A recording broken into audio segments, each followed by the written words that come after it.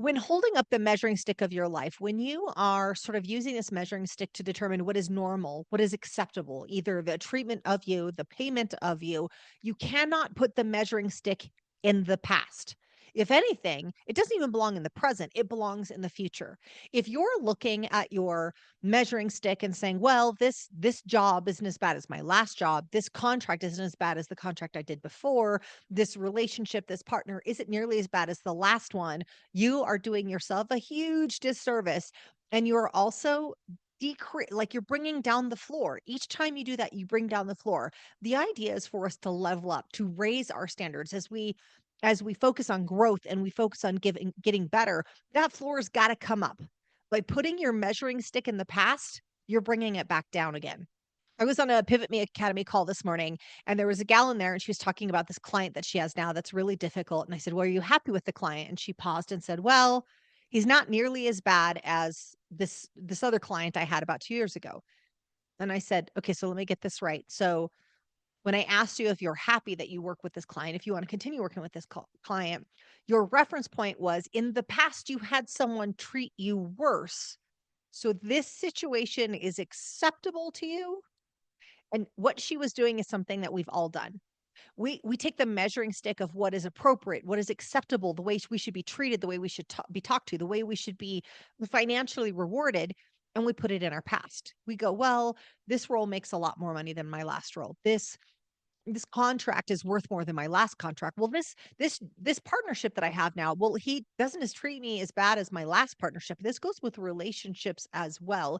If we are putting the measuring stick of what is acceptable, what is tolerable behind us, particularly in our negative experiences, then we're not leveling up. If anything, I want us to think about, is this situation, this partnership, this role, this income, is it going to be good enough for future us?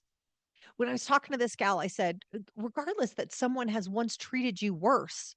And she said, well, yeah, I was up till like 1 or 2 a.m. doing the projects, and it was just super intensive and really stressed out. And, this isn't as bad as that situation. It's like, great. So the past you has been treated worse than the current you, and this is acceptable. And I'm not picking on her because we all do a version of this. What I told her to do, and this is an easy way to kind of reframe this and say, I said, take that measuring stick, take it out of your past, and I want you to put it in your future, about 1 to 3 years down the road. And I said, will this client today, is it good enough for the version of you a year from now, 3 years from now? Is this partnership, is this relationship, is it going to be good enough for the version you are becoming? Because if you're listening to this podcast, you are doing the work, you are growing, you are leveling up, you're going to keep getting better. My hope is that the things around you also continue to get better. And that only doesn't happen if you don't allow them to happen. So she was justifying where she was because she had previously been treated worse than that. And this is true with our clients too. I've seen so many people say, well, this contract's bigger than, you should have seen this contract I took before. There were so many deliverables and it was so challenging. And this is definitely better than that. That's our reference point. Like, wouldn't we want the reference point to be out 1 year, 3 years from now? If you're looking at signing a big deal, if you're looking at going on a retainer, if you're looking at some big, project, joint venture, something, I want you to ask the question, not is this the best thing I've seen so far? Is this better than a crappy deal I cut 3 years ago? No, no, no, that's the wrong way. Like, we're looking behind us. That's not the direction you're going. Instead, I want you to say, is this going to be good enough for the next version of us? Is where I'm going, I may not be there yet, but where I'm going, is this going to be good enough for me? Because the truth is most of us are trailing behind. In fact, I was talking to another person that was on the mastermind, and I said, this is applicable for you too. I was encouraging to raise his prices. I'm always encouraging him to raise his prices because he's so good at what he does. And I said to him, look, you have some really big clients that want to engage with you. Of course they do, because you're amazing at what you do. I said, I don't care what you charged 3 years ago. I don't care about the days that the business first opened. Instead, I want you to ask the very important question, is this contract I'm about to sign, because it was going to be likely a 2-year contract. I said, is this contract that I'm looking at signing, will that be good enough for me 2 years down the road? Because my experience with small business owners is that most of them sign a deal And rarely do they 6 months later go, "Oh my goodness, I just knocked it out of the park financially. I cut such a good deal in my favor. Look at me go." Particularly the people that I work with, they're good at what they do. Instead, they're like, "Wow, I added so much value. I probably should have added a couple of zeros to this contract."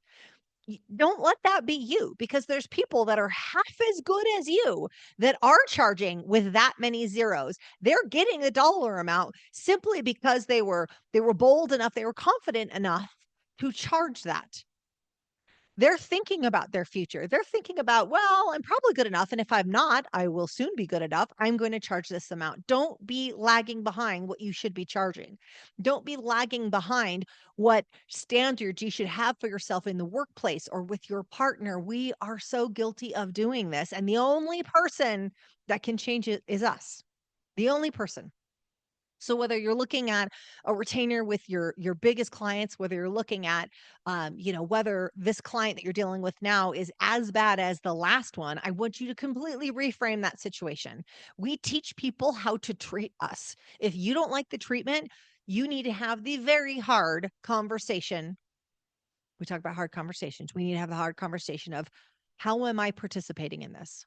What's my role in this relationship? Is this the same thing I talked to the gal who had the client that, wasn't all that well, wasn't treating her all that well. I said, "What role are you playing in this?" And I want to be clear, this isn't some form of victim shaming. This is about having an internal locus of control, because we cannot always control what someone out there is going to do, but what we sure as hell can control is what we do. We can control our response to that. So I had to ask her, not what a jerk this client is, not, well, who slapped his puppy and made him mad each day. No, no, no, no. I needed to ask her, what role are you participating in?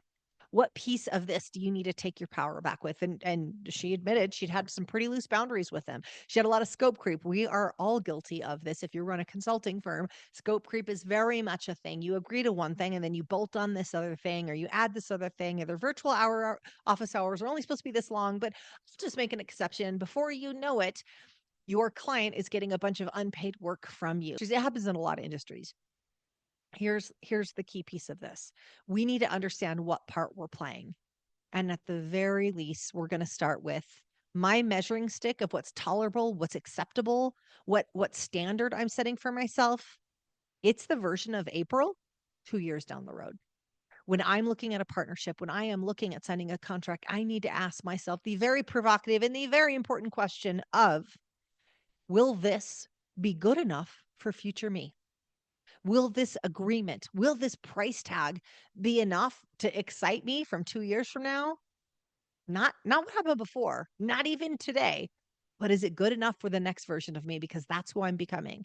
And my guess is, if you're listening to this podcast, you too are working to become someone else, to become not someone else, to optimize yourself. Be a student of yourself, and you should be in continual pursuit of the optimization of self. Doesn't need to be about money, guys. It can be about all sorts of things. It can be around generosity, it can be about compassion, it can be about your give back, your contribution, the way you show up for your family, but you're here to outgrow yourself.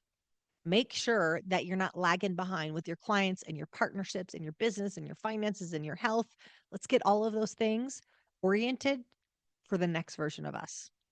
Thanks for joining us.